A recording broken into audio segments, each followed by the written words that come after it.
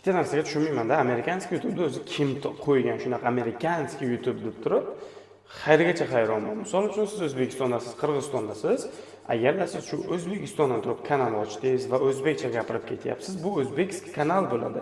Qirg'izistondan turib qirg'iz kanali ochib turib qirg'izcha gapirsangiz, bu qirg'izskiy kanal, amerikanskiy kanal deb, bu prosta Amerika uchun siz video tayyorlaysiz. Misol uchun mana men hozir sizlarga o'zbekcha gapirib o'tyapman, o'zbekcha video qilyapman. Значит, bu o'zbekskiy YouTube desa bo'ladi. Hech qanaqa Play Marketda mana bunday yoki mana bunday ko'rinishda bo'lmaydi. Как обычно, ko'pchilik telefonlarda o'zida bor yoki Play Marketdan обычно shu YouTube'da skachat qilasizlar bo'ldi. Ikkinchi, amerikanskiy YouTube'da bitta qulay tomoni, siz kamera orqasida ishlaysiz, ya'ni ikkita qo'lingiz chiqadi yoki detskiy multfilmlar yasaysiz. Hozirda ko'pchilik blogerlar, mana amerikanskiy YouTube'dan shuncha pul ishladim, ancha pul ishladim, mayli omadini bersin, lekin ular shu kungacha bosib o'tib kelgan yo'llarni siz bilan men ko'rmaganman. O'sha uchun shunday bosib o'tib qiyinchiliklardan kelgan, biz bo'lsak prosta ko'ryapmiz xolos uni yutuqlarini. O'sha uchun bizga qiziq bo'lyapti amerikanskiy YouTube ochish. Amerikanskiy YouTube bu o'zi nima?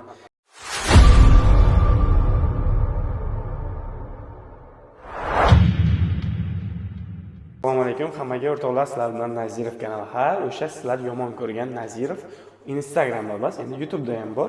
Bir oydan beri amerikanskiy YouTube'ga o'qiyapman, lekin ko'ngildagidek biron narsani olganim yo'q, to'g'risini aytaman. Amerikanskiy YouTube haqida ishlab kelayotgan bolalarni ko'rib, yutuqlarni ko'rib, juda ham qiziqishim oshgan. Amerikanskiy YouTube'da qatdan skachat qilaman deb o'qtardim. Nima bo'lsa bo'ldi deb turib kirdim o'qishga, 1 oy bo'ldi. 1 oy ichida to'plagan ma'lumotlarimni sizlarga aytib o'taman. To'g'risini aytaman, dalcha o'sha men qiziqishim qolmadi.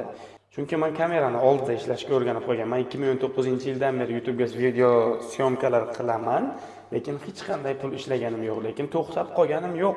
1 oycha bo'lib qoldi, Instagram kanalim juda ham populyarniy kanallar orasidan sekin-sekin joy olyapti, prosmotrlar uchyapti. Telegram kanalimda bo'lsa 6,5 ming odam to'planib qoldi va men ularga bishat qildim. Amerikanskiy YouTube kanali bo'yicha bilgan ma'lumotlarimni sizlarga aytib o'tib ketaman. Videoni oxirigacha ko'rsalaring, bu amerikanskiy kanalga qiziqishlaring shunchaki yo'qoladi. Bo'ldi, shunchaki yo'qoladi. Bu meni shaxsiy fikrim. Обычно shu telefon o'yinlarini o'ynab turib ham YouTube'ga qo'yib, dalcha продолжать qilib ketishingiz mumkin. Lekin bu narsa 1 oy, 2 oy, 3 oyda o'xshamaydi. Bir omadingiz kelib qolib turib 1 oyda, 2 oyda prosmotrlar uchib ketib monetizatsiyaga ulansa, bu yaxshi. Lekin omadingiz kelmasdan dalcha dvigatsiya qilaverasiz, video qo'yaverasiz, o'yin o'ynaysiz, u yoq qilasiz, prosmotrlar 0 turadi. Lekin sizda shularni ko'rgandan keyin qiziqish o'ladi.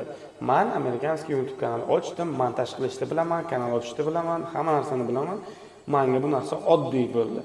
YouTube kanal ochdim, prosmotrlar normalniy ketdi, подписчиклар bir haftaga qolmay 160 bitta bo'ldi, lekin bu stop, to'xtadi kanal.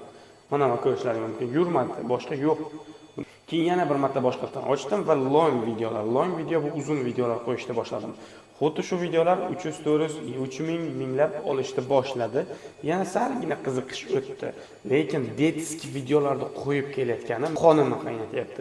Chunki o'zim qarab aytamanki, kameraga chiqib gapirishni bilaman, lekin qilayotgan ishim, как будто nimalardan qo'rqyapman, kamerani orqasiga turib olib video qilyapman. Shunaqa narsalar xayolimdan o'tdi. Bu gapim bilan to'xtatib qo'ydim, bas. Bu ishimni davom ettiryapman. Pul to'lab kirdim. 1 oymi, 2 oymi, 3 oymi, 1 yilmi farqi yo'q. Bitta narsani qaytarib qilaveraman. O'shaning uchun sizlarga maslahatim, amerikanskiy YouTube demasdan, обычно shu telefonlaringga kanal ochiladi. Hozir 2026-yil, 21-asrda yashayapmiz. Hamma kanal ochishni biladi, YouTube'ga video qo'yishni biladi. Montaj qilishni bilmaysizlarmi? YouTube'ga kiringlar, qanday montaj qiladi? Telefon orqali. Mana hozir qo'limda mana bu mikrofoncha bilan telefonim bor, bo'ldi, boshqa hech narsam yo'q. Yoki paddeshki ham yo'q, mana videoga olib beradigan yoki bir katta kompyuterlarim yo'q montaj qiladigan. Shu telefonim Capcut ilovasidan montaj qilaman. Sizlar ham qila olasizlar bemalol. O'shaning uchun amerikanskiy kanalga uchmasdan o'zlaringni qayerda shaharda bo'lsangiz qat'iy nazar pulga ulanadi. Faqat chotki kontentlar, zo'r videolar qilib chiqadilar, odamlarga kerakli bo'lsa prosmotrlari ko'payadi. O'zimizni O'rta Osiyodan turib videolar qo'yib turib kanal ochsak, pul to'laydi o'shanda ham, lekin kamroq.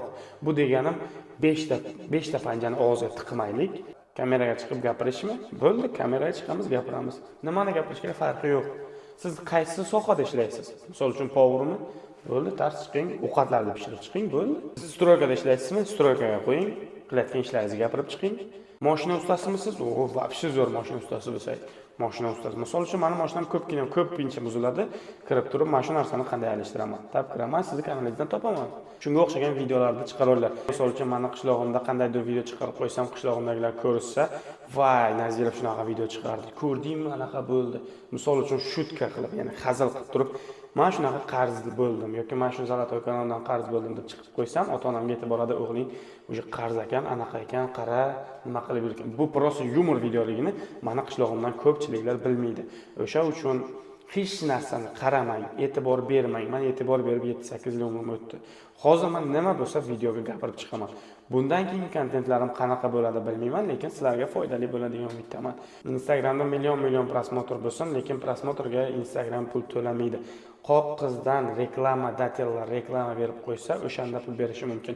Lekin YouTube'da ikkita shartini bajarib qo'yib, 4000 soat 1000 ta odamni to'plab monetizatsiyaga ulab qo'ying. Nechta prosmotringiz bo'lsin, har biriga pul to'laydi YouTube.